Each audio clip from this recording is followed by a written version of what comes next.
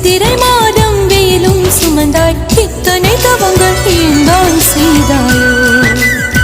தேன் சிதறும் மன்மத மலரே இன்றே சொல்வாயோ இளந்தளிரே இளந்தளிரே